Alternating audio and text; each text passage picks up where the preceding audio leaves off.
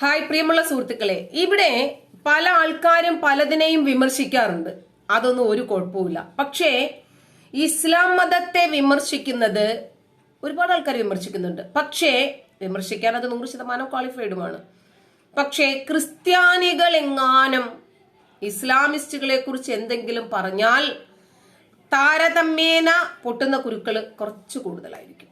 ഇവിടെ ലവ് ജിഹാദിനെ കുറിച്ചും നാർക്കോട്ടിക് ജിഹാദിനെ കുറിച്ചും പാലാ ബിഷപ്പ് പറഞ്ഞപ്പോൾ കുരുക്കൾ പൊട്ടി ഒലിക്കുമായിരുന്നു. കാരണം അതൊരു ക്രിസ്ത്യാനിയാണ് പറഞ്ഞത്, പള്ളിയിൽ കുർബാന കൂടുന്ന സമയത്താണ് പറഞ്ഞത്, അത് മതവിദ്വേഷം വളർത്താനാണ് എന്ന് പറഞ്ഞിട്ടായിരുന്നു ഇവിടുത്തെ അട്ടഹാസങ്ങളൊക്കെ. പ്രത്യേകിച്ച് ഫേസ്ബുക്കിൽ ആരെങ്കിലും ഒരു പോസ്റ്റ് ഇടുകയോ വാട്സപ്പിൽ ആരെങ്കിലും ഒന്ന് ചർച്ച ചെയ്യുകയോ ഇനി ക്ലബ് ഹൗസിൽ എങ്ങാനും ഇതിനെക്കുറിച്ച് ഒരു അക്ഷരം മിണ്ടിപ്പോകുകയോ ചെയ്താൽ ഉടനെ തന്നെ മതനിന്ദയും നബിനിന്ദയും ആരോപിച്ച് വ്യക്തിപരമായി അധിക്ഷേപിക്കലും കൊലവിളിയും തെറിവിളികളും ഭീഷണികളും പിന്നീട് പോലീസിൽ അകപ്പെടുത്തലും തുടങ്ങി ഒരുപാട് കലാപരിപാടികൾ അരങ്ങേറിക്കൊണ്ടിരിക്കും. ഒന്ന് ചോദിച്ചോട്ടെ, മതത്തിലില്ലാത്തതോ മതപ്രമാണങ്ങളിൽ ഇല്ലാത്തതോ മതപ്രഭാഷകർ പ്രചരിപ്പിക്കാത്തതോ ആയ എന്തെങ്കിലും നിങ്ങൾ ഈ ആരോപിക്കപ്പെടുന്ന വ്യക്തി പറയുന്നുണ്ടോ? അവരുടെ പോസ്റ്റുകളിലോ ചർച്ചകളിലോ എങ്ങാനും അതെന്തെങ്കിലും ഉണ്ടോ? ഇപ്പോൾ ഇസ്ലാമിനെ മുഴുവനും സംരക്ഷിക്കാനും നബിയുടെയും അള്ളാഹുവിന്റെയും സംരക്ഷണം ഏറ്റെടുക്കുകയും ചെയ്ത കുത്തക അവകാശം തങ്ങളുടെ ചുമലിലാണ് എന്ന രൂപത്തിലാണ് ഇപ്പോൾ SDPI പ്രവർത്തിച്ചു കൊണ്ടിരിക്കുന്നത്. മറ്റൊരു മതസംഘടനകൾക്കും ഇല്ലാത്ത വിധം മതത്തെ ആരെങ്കിലും പറഞ്ഞു പോയാൽ ഉടനെ തന്നെ ഈ കൊട്ടേഷൻ സംഘം ഇറങ്ങും. പിന്നീട് ഇവരെ എല്ലാവർക്കും പേടിയാണ് എന്നാണ് ഇവരുടെ ഒരു ധാരണ. പിന്നീട് നടക്കുന്നത് നമ്മൾ വിചാരിക്കാത്ത കാര്യങ്ങളായിരിക്കും. ഒരുപക്ഷെ അവർ ചെയ്യുന്നത് ഫേസ്ബുക്കിൽ ഒരു പോസ്റ്റ് ഇടലായിരിക്കും, അവരകപ്പെടുന്നത് ഒരു പെൺവിഷയത്തിലായിരിക്കും.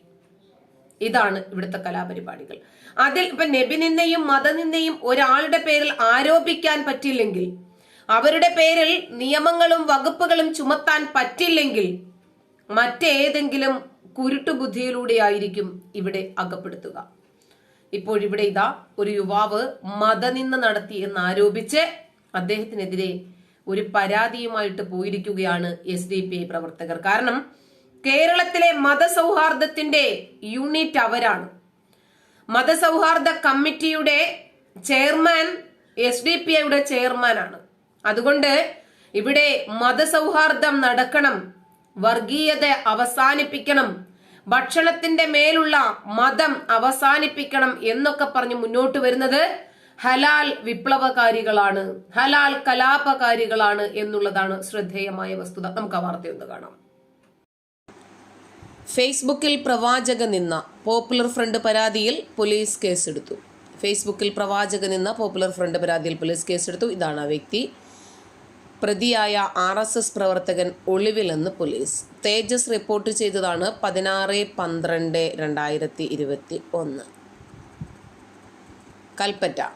പ്രവാചകനെ നിന്ദിച്ച് ഫേസ്ബുക്കിൽ പ്രചാരണം നടത്തിയ യുവാവിനെതിരെ ജാമ്യമില്ലാ വകുപ്പ് പ്രകാരം പോലീസ് കേസെടുത്തു. പോപ്പുലർ ഫ്രണ്ട് ഓഫ് ഇന്ത്യ നൽകിയ പരാതിയിലാണ് നടപടി. വയനാട് കമ്പളക്കാട് സ്വദേശി മഹേഷ് രാഘവനെതിരെയാണ് കമ്പളക്കാട് പോലീസ് കേസ് രജിസ്റ്റർ ചെയ്തത്. Popular Front of India Panamaram area പ്രസിഡന്റാണ് പരാതി നൽകിയത്. മതസ്പർദ്ധ വളർത്തുന്ന പ്രചാരണം നടത്തിയത് 153A വകുപ്പ് പ്രകാരമാണ് കേസെടുത്തത്. പ്രവാചകനെ മോശമായി ചിത്രീകരിക്കുന്ന കാർട്ടൂണാണ് പ്രതി പ്രചരിപ്പിച്ചത്. കോട്ടത്തറ പൂളക്കൊല്ലി സ്വദേശിയായ പ്രതി RSS പ്രവർത്തകനാണ്. ഇയാൾ ഒളിവിലാണെന്ന് പോലീസ് അറിയിച്ചു. അതേസമയം പോലീസ് കേസെടുത്തതോടെ ഫേസ്ബുക്കിൽ നിന്ന് ഈ പ്രൊഫൈൽ അപ്രത്യക്ഷമായി. ഇപ്പോ പ്രത്യേകിച്ച് നബി ചെയ്ത കാര്യം പറയുകയോ നബിയെ കുറിച്ച് എഴുതപ്പെട്ട വിശ്വാസയോഗ്യമായ പ്രമാണങ്ങളായി ഇന്ന് മുസ്ലിം ലോകം അംഗീകരിക്കുന്ന ഗ്രന്ഥത്തിലുള്ളത് ആരെങ്കിലും പറഞ്ഞു പോയാൽ നബി നിന്നയാണ്. അപ്പോ പറയുന്നത് ഇത്രമാത്രം കുറ്റമാണെങ്കിൽ ചെയ്യുന്നത് വലിയ കുഴപ്പമൊന്നും ഉണ്ടാകില്ല, അല്ലെ? അപ്പൊ എന്തും ചെയ്യാം, ഇവർക്ക് പറയാൻ പാടില്ല. അപ്പോ പ്രവാചകൻ അന്ന് ചെയ്ത പല കാര്യങ്ങളും, മുഴുവൻ കാര്യങ്ങളും ഇന്ന് പറഞ്ഞാൽ ജയിലിലാകും, അഴിയെണ്ണും. അപ്പോ ചെയ്താലോ? പിന്നെ എങ്ങനെയാണ് ലഖദ് കാന ലക്കും ഫീ റസൂലില്ലാഹി ഉസ്വത്തുൻ ഹസന, ഈ പ്രവാചകനിലെ ഉത്തമ മാതൃക നിങ്ങൾ പിൻപറ്റണം എന്ന് പറയുമ്പോൾ ഏതു മാതൃകയാണ് ഈ ആധുനിക കാലഘട്ടത്തിൽ എന്നിട്ട് ഈ പ്രവാചകനിലുള്ളത് ഉൾക്കൊള്ളാൻ സാധിക്കുന്നത്? എങ്ങനെ പറ്റും? എന്ത് പറ്റും? നിങ്ങൾ തന്നെ ഒന്ന് ആലോചിച്ചിട്ട് പറഞ്ഞു തന്നാ മതി. നമ്മളായിട്ട് പറയുന്നില്ല ഒന്നും. അപ്പോ ഇതൊക്കെയാണ് വസ്തുതയെന്നിരിക്കെ പ്രവാചകൻ ചെയ്ത കാര്യങ്ങൾ, നിങ്ങൾ അള്ളാഹുവിനെ ഇഷ്ടപ്പെടുന്നുവെങ്കിൽ ഫത്തബിഊനി, നിങ്ങൾ എന്നെ പിൻപറ്റണം. ഈ പ്രവാചകന്റെ ഏത് ചര്യയാണ് ഈ ആധുനിക കാലത്തെ തലമുറയ്ക്ക് ഉൾക്കൊള്ളാൻ സാധിക്കുന്നത്? 6 വയസ്സുകാരിയെ കണ്ട് മോഹം തോന്നിയതോ? വിവാഹം കഴിച്ചു തരില്ല, വിവാഹം നിഷിദ്ധമാണ്, നമ്മൾ പരസ്പരം സഹോദരങ്ങളാണ് എന്ന് പറഞ്ഞ അബൂബക്കറിനെ വശീകരിച്ച് അദ്ദേഹത്തിന്റെ ഭക്തിയെ ചൂഷണം ചെയ്ത് മിതഭാഷിയായ അബൂബക്കറിനെ വലയിൽ വീഴ്ത്തി ഞാൻ സ്വപ്നം കണ്ടു എന്നും അമിതമായിട്ടുള്ള ഭക്തി അദ്ദേഹത്തിന്റെ മേലെ ചെലുത്തി, ഞാൻ സ്വപ്നം കണ്ടു, നിങ്ങളുടെ മകളായിരുന്നു, അള്ളാഹു ആഗ്രഹിക്കുന്നു നിങ്ങളുടെ 6 വയസ്സുള്ള കുഞ്ഞ് 53 വയസ്സുകാരനായ എന്റെ പ്രിയതമയാകണം, അങ്ങനെ പറഞ്ഞ് അദ്ദേഹത്തെ അതിൽ വീഴ്ത്തി. ഇന്നത്തെ കാലഘട്ടത്തിൽ അതാണോ പിൻപറ്റേണ്ടത്? അതോ പ്രവാചകൻ ചെയ്ത കൊലയും പിടിച്ചുപറിയും യുദ്ധവും വിവാഹവും പെണ്ണുപിടിയും ഇത്തരം കാര്യങ്ങളൊക്കെ ഒഴിവാക്കി നിർത്തി കഴിഞ്ഞാൽ മറ്റെന്ത് കാര്യമാണ് പ്രവാചകനിൽ നമുക്ക് ഇന്ന് ഇംപ്ലിമെന്റ് ചെയ്യാനുള്ളത്? പോട്ടെ, മകന്റെ ഭാര്യയെ, വളർത്തുമകനാണ്, മകന്റെ ഭാര്യയെ ഇന്നത്തെ കാലഘട്ടത്തിൽ ഏതെങ്കിലും അമ്മായിയപ്പന് കണ്ട് മോഹിക്കാൻ പറ്റുമോ? മോഹിച്ചെങ്കിൽ അതിന് കുറ്റം പറയാൻ പറ്റുമോ? ഇനി അത് അവളെ കെട്ടിയെങ്കിൽ അതിനെ ഈ പ്രവാചക സ്നേഹികളായ നബിഗുണ്ടകളായ പ്രവാചക ചര്യയുടെ സംരക്ഷണ മേധാവിത്വം ഏറ്റെടുത്തിരിക്കുന്ന ഇവർക്ക് തെറ്റു പറയാൻ പറ്റുമോ? ഒരു പെണ്ണിനെ കാണുമ്പോൾ ഞാൻ നിന്നെ, ഇപ്പോ സാധാരണഗതിയിൽ സാധാരണ പറയാറുണ്ടല്ലോ, ഒരു കളി തരുമോ എന്ന് ചോദിക്കുന്നത് ഇതൊക്കെ എവിടെ നിന്ന് വന്നതാണ്? ഷൗത്ത് എന്നറിയപ്പെടുന്ന തോട്ടത്തിലേക്ക് ഉമൈമയെ കൊണ്ടുവരുന്നു. അതോ പരിചാരകരൊക്കെ ആയിട്ട് അണിയിച്ചൊരുക്കി കൊണ്ടുവരുവാണ് തോട്ടത്തില് വീട്ടിൽ പറ്റില്ലേ പെണ്ണ് കാണാന്? അതോ ആ കാലഘട്ടത്തിലാണെന്നും കൂടി ശ്രദ്ധേയമാണ്, ഓർക്കണം. കൊണ്ടുവന്നിട്ട് ഞാൻ നിന്നെ വിവാഹം കഴിക്കട്ടെ എന്നല്ല ചോദിക്കുന്നത്, നിനക്കെന്നെ ഇഷ്ടമായോ എന്നല്ല ചോദിക്കുന്നത്, നമുക്ക് രണ്ടുപേർക്കും ഒരുമിച്ചൊരു ജീവിതം തുടങ്ങാമോ എന്നല്ല ചോദിക്കുന്നത്, എന്റെ ജീവിത സഖിയായി നീ എന്റെ കൂടെ ശേഷിക്കുന്ന കാലം ഒരുമിച്ച് ജീവിക്കാൻ തയ്യാറാണോ എന്നല്ല ചോദിക്കുന്നത്. മറിച്ച് ആ രാജ്ഞിയെ കൊണ്ടുവന്നിരുത്തിയിട്ട് പ്രവാചകൻ ചെന്ന ആ രാജ്ഞിയോട് ചോദിക്കുന്നത്, നീ നിന്റെ ശരീരം എനിക്ക് ദാനം ചെയ്യുമോ എന്നാണ്. ദാനം ചെയ്തു കഴിഞ്ഞാൽ പിന്നെ എക്കാലത്തേക്കും അവരുടെ മാത്രം സ്വന്തമാണത്.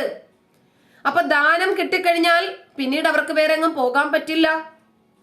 വളരെ രസകരമായ ക്രൂരമായ ഒരു ചൂണ്ടയല്ലേ അത്?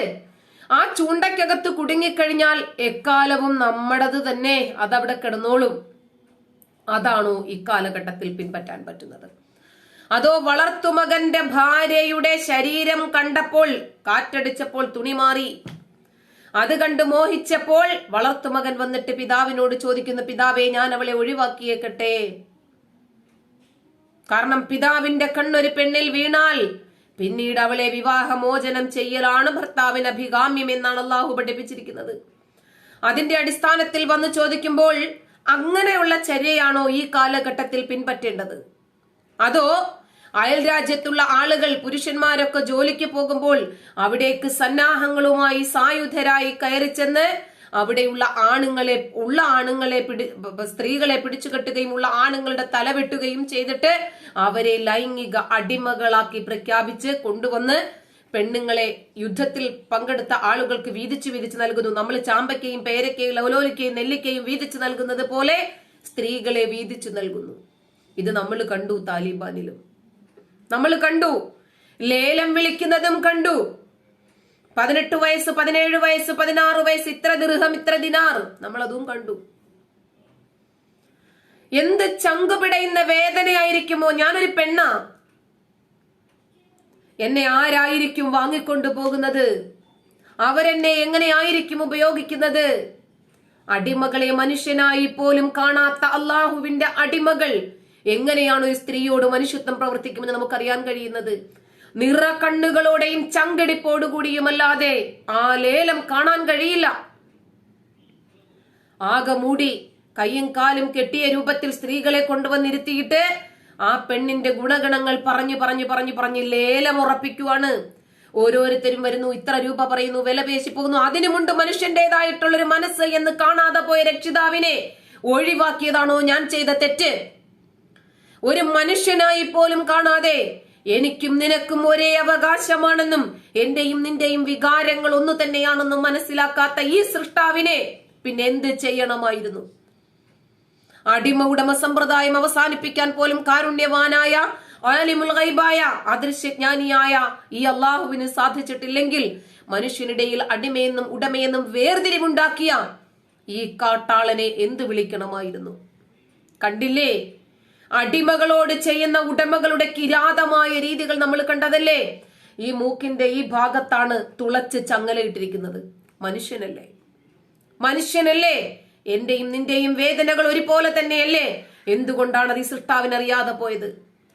2 കാലിലും ചങ്ങല, 2 കൈയിലും ചങ്ങല, എടുക്കാൻ വയ്യാത്ത ഭാരം ചുമലിൽ. എന്തുകൊണ്ടാണ് അടിമ സമ്പ്രദായം ഇല്ലാതാക്കാൻ പോലും ഇദ്ദേഹത്തിന് സാധിക്കാതെ പോയത്? അള്ളാഹുവിന്റെ കാരുണ്യവാനായ തിരുദൂതന് എബ്രഹാം ലിങ്കന് തോന്നിയത്ര വേദന പോലും കാരുണ്യവാനായ സൃഷ്ടാവിന് തോന്നിയിട്ടില്ലെന്ന് വിശ്വസിക്കണമെന്നോ? അപ്പോ ഏത് രീതിയാണ് ഇന്ന് പിൻപറ്റേണ്ടത്? അവിടെ പോയി അയൽ രാജ്യത്ത് കയറി ചെല്ലുക, ഉടമകളെയൊക്കെ കഴുത്തിന് വെട്ടിക്കൊല്ലുക, അവരെ പിടിച്ചുകൊണ്ടുവന്ന് അറകൂടുക. വീതം വച്ചെടുത്തപ്പോൾ തന്റെ സുഹൃത്തിന് കിട്ടിയത് കുറച്ചുകൂടി അതീവ സുന്ദരിയായ ഒരു ചെറുപ്പക്കാരിയാണ്, ഒരു രാജ്ഞിയാണ്, ആഢ്യത്വമുള്ള തറവാടിയാണ്. അപ്പോൾ എനിക്ക് കിട്ടിയ 7 പെണ്ണിനെ അവിടെ കൊടുത്തിട്ട് അവിടെ നിന്ന് 1 പെണ്ണിനെ ഇങ്ങോട്ട് വാങ്ങി. ഇത് എന്താണിതൊക്കെ? ഇന്ന് ആ പ്രവാചകൻ ചെയ്ത ഏത് കാര്യമാണെന്ന് പിൻപറ്റേണ്ടത്? അതൊക്കെ തുറന്നു പറയുമ്പോൾ നബി നിന്ദയെന്ന് ആരോപിച്ചാൽ എന്ത് രസകരമായി നമുക്കതിൽ നിന്ന് ഒഴിവാകാം, അല്ലേ? ശരി, നടക്കട്ടെ.